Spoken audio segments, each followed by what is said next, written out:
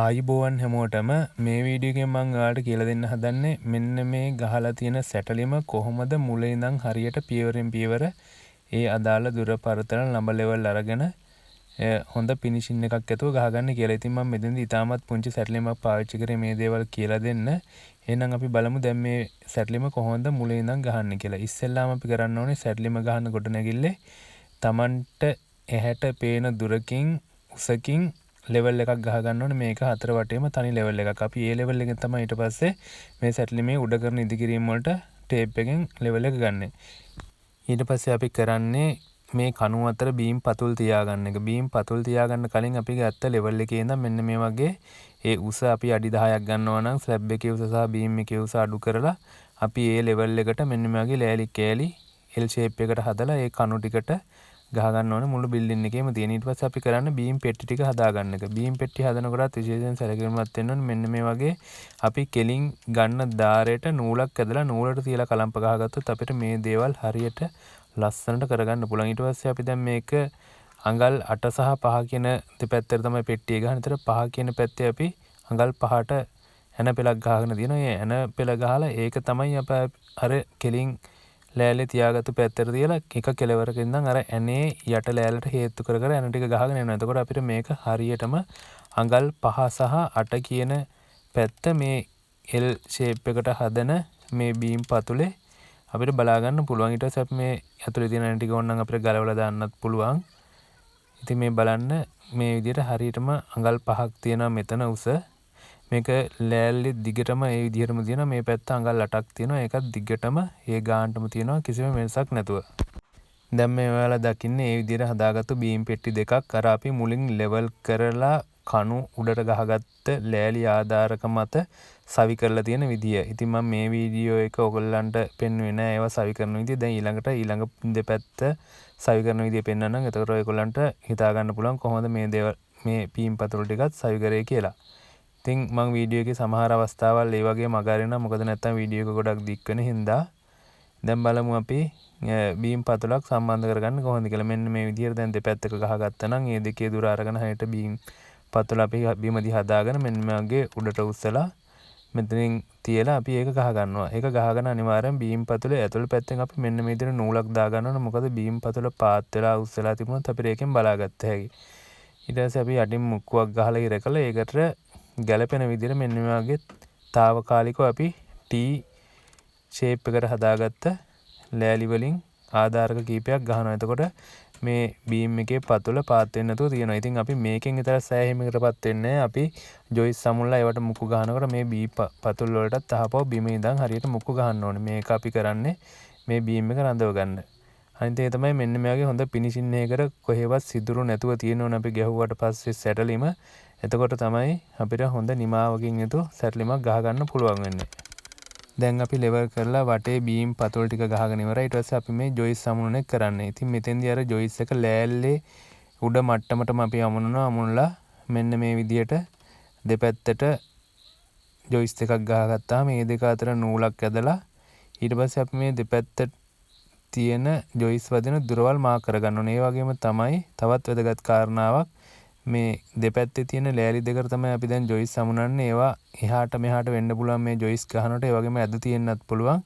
ඉතින් ඒවා මග අරින්න අපි අනිවාර්යෙන් මේ ජොයිස් උඩින් නූලක් දාගත්තා වගේම අර දිගට ඇදිලා යන ඒ ලෑල්ලට, ඒ කියන්නේ එහෙමත් නැත්නම් බීම් එකේ උස ලෑල්ලට, ඒ කියන්නේ ජොයිස් එකට ඇන ගහන පැත්ත ඒ ඇන වදින ලෑල්ලටත් අපි මෙන්න මේ වගේ නූලක් දා ගන්න ඕනේ. දිගට මෙන්න මේ නූල. එතකොට මේකේ මොනවා හරි එළියට එන්න තැනක් තියෙනවා නම් ජොයිස් එක ටිකක් වැඩිපුර කපනවා. ඇතුළට එන්න තියෙනවා නම් අඩුවෙන් කපලා අපි මේ ලෑල්ලත් හරියට මේ ජොයිස් ගහන ගමන් හරියටම කෙලින් කර ගන්න ඕනේ. මෙන්න මෙතෙන්දී මේ ලෑල්ලට ජොයිස් එක ලෙවල් එකටම තියලා තියෙන මේකේ අපි තුන් කාලේ බෝඩ් එකක් කලන්න කෙලින්ම මේකට බෝඩ් එක දානවා. එහෙම නැති අවස්ථාවලදී අපිට කරන්න වෙන්නේ මේක රීප් ගහනවා නම් රීපේ වාසිය පාත් කරලා තමයි ලෑල්ලට වැඩි පාතින් අපි මේ ජොයිස් එක අමුණගන්නේ. මෙන්න මේ විදිහට නූලකට අපි හරියට මාක් කරගත්තේ තැන් වලට දිගට මේ වගේ ජොයිස් ටික හරියට අමුණගෙන එන්න ඕනේ. මේක අඩි 2කින් 2කට උනාට ප්‍රශ්නයක් නැහැ. තුන් කාලේ බෝඩ් එකක් දානවා නම්. භාග බෝඩ් දානවා නම් අනිවාර්යෙන් මේ ජොයිස් අතරට අඟල් 6න් 6ට රීප් ගහන්නත් ඕනේ. දැන් අපි මේ ජොයිස් වලට මුක්කු ගහන්න දන්නේ අනිවාර්යෙන් මෙන්න මේ වගේ ජොයිස් එකක් ගානේ අපි මැද්දෙන් නූලක් දා ගන්න ඕනේ. එතකොට තමයි මේකේ උස් පාතක් තිබ්බොත් ඒක හරියට ලෙවල් කරගන්න පුළුවන් වෙන්නේ. ඒ වගේ මුක්කුවක් ගහනකොට මෙන්න මේ විදිහට අපි බිම තලලා හොඳට ලෑල්ලක් තියලා ඒ ලෑල්ල මත තමයි මුක්කුව තියන්නේ. එහෙම නැත්නම් අපි කොන්ක්‍රීට් දානකොට මේ වගේ බුරුල් ගතියක් තිබ්බොත් එහෙම මේ තැන් වලින් මේ සැටලිම පාත් වෙනවා. ඒ කියන්නේ කොන්ක්‍රීට් එක පාත් වෙලා හිටිනවා.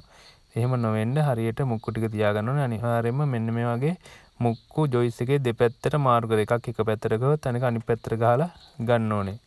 අර මේ දකින්නේ ඩෝක් එකක් ආධාරයෙන් කම්බි නමන අවස්ථාවක්. ඉතින් මේක තනි මිනිස්සෙකුට කරන්න පුළුවන් 16 කම්බියක් දක්වා මේකෙන් නමා ගන්න පුළුවන්. මම ඒක ඔයාලට පෙන්නුවේ අමතර දෙයක් විදිහට. ඇත්තටම කොහොම වුණත් කම්බි බඳිනකොට සැටලිමක් ගහනකොට අත්‍යවශ්‍යම ආයුධයක් හින්දා මම ඒ ගැන ඔයගලන්ට පොඩි විස්තර කිරීමක් කරනවා. මේක හදලා තියෙන්නේ මිලි 25 කම්බියකින්. ඉතින් මෙන්න මේ පැත්තට අඟල් 3මාරක් විතර තියෙන අර කම්බිය ගැන කමත් එක්කම ඊට පස්සේ ඇතුළට තියෙන්නේ මිලි 60ක් විතර මිලි 25 කම්බි දෙකක් කෑලි දෙකක් මේ විදිහට පාසලා ඒ දෙක අතර ඉඩත් මිලි 25ක් තියලා තමයි මේක හදලා තියෙන්නේ. දෙපැත්තට පට්ටම් කෑලි දෙකකුත් තියලා හොඳට ශක්තිමත් විදිහට පාසලා තියෙන කියලා ඔයගලන්ට පේනවා. ඉතින් මේකෙන් පුළුවන් අර කම්බි නමපු විදිහට 16 කම්බිය දක්වා තනියෙන් නමා ගන්න පුළුවන්. 20 කම්බියක් තව එක්කෙනෙකුගේ ආධාරයක් ඇතුව නමා ගන්න පුළුවන්. ඉතින් මේ සම්පූර්ණ ඩෝක් එකේ දිග අඟල් 40ක් විතර දිගට ගන්නවා නම් පහසුවෙන් මේකෙන් වැඩ කරගන්න පුළුවන්. ස්ලැබ් එකක කම්බි බඳිනකොට අපි ඉස්සෙල්ලාම කරන්නේ බීම් වල කම්බි ටික බැඳ ගන්න එක. ඉතින් මේ බීම් වල කම්බි අපි අර පෙට්ටිය ඇස්සේ තියලා බඳින්න බෑ. ඒක නිසා අපි අර කණු උඩට තියෙන කම්බි වලට ආධාරක ලීගෙට ගහලා ඒව මත කම්බි ටික එලාගෙන මෙන්න වගේ ලම්බ කරලා අපි මේ බීම් එක උඩ බැඳලා පල්ලෙහාට දැම්මහම හරියටම අර පෙට්ටියේ ඇතුළට ඒ අදාළ දුර පරතරවල් තියාගෙන දාන විදිහට ලම්බ කරලා හදා ගන්න ඕනේ. ඊට පස්සේ අපි මේ විදිහට ඒ සිරප් ගැට ගන්න දුරවල් මාක් කරගෙන අපි සිරප් ටික මෙහෙම කම්බි වලට දාන අනිවාර්යයෙන් මෙන්න මේ වගේ අර සිරප් වල ජොයින්ට් එක ළඟට කියන්නේ එකෙන් එක තියෙන ජොයින්ට් දෙපැත්තට වෙනස් වෙන විදිහට අපි අනිවාර්යෙන් හදලා දා ගන්න ඕනේ. ඒක තමයි ක්‍රමය. සමහර ඒවා වැඩි හිතන්නේ නැතුව ඒ අර දාන විදිහට දාගෙන යනවා. එහෙම දාන්න හොඳ නැහැ. මෙහෙම අහඹු ලෙස දැම්මහම ඒ වගේ ඒ සිරප් වල තියෙන ජොයින්ට් එක තැන වලට එන අවස්ථා තියෙන ඒවා අපි මෙන්න මේ වගේ ආපහු මාරු කරලා හරියට හදා ගන්න ඕනේ. ඊළඟට අපි කරන්නේ ඒ විදියට හරියට මේ සිරප් ටික හදාගෙන අපි කෙලවරට එක්කෙනෙක් ගිහලා මෙන්න මේ අපි අර L shape එකට නමපු කම්බි දෙක හරියට පල්ලෙහාට කරලා අල්ල ගන්න ඕනේ. නැත්නම් ඒක බඳිනකොට ඇඹරිලා හිටිනවා. ඊට පස්සේ මෙන්න වගේ මැදින් අපි මාක් කරපු තැනකින් එක සිරප් එකක් ගැට ගහලා මේක අර පාත් වෙලා තියෙනක නැති වෙලා ලෙවල් එකකට හිටින්න අපිට ගැට ගහන්න පුළුවන් වෙන කම්බියක් තියලා අපිට ගැට ගහ ගන්න පුළුවන්. ඊට පස්සේ අපි කරන්නේ මේ කම්බි දෙකේට දාපු ඒ සිරප් ටික ඒ කම්බි දෙකට ගැට ගහගෙන යනවා.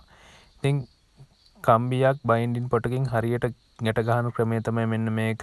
මේ කම්බි ගැට ගන්න උපකරණයට කියන්නේ හැකර් එක කියලා. ඔයගලන්ට හાર્ඩ්වෙයාර් වලින් මේක මිලදී ගන්න පුළුවන්. මෙන්න මේ විදිහට තමයි පොටවල් දෙක දෙපැත්තෙන් දාලා අරගෙන හරියට කම්බියක් ගැට ගහන්නේ. හරියට මෙන්න මේම මුල්ලට එන්න ඕනේ. ඊට පස්සේ අපි මේ උඩ කම්බි ටිකට දෙකට ඒ සිරප් ටික ගැට ගහගත්තාම අපි ඊට පස්සේ තුන්වෙනි මේන් බාර් එකයි හතරවෙනි මේන් බාර් එකයි කියන්නේ ප්‍රධාන කම්බි හතරෙන් අන්තිම දෙක මෙන්න මේ විදිහට අපි රිංගව ගන්න ඕනේ අර සිරප් පස්සෙන් ඇතුළට.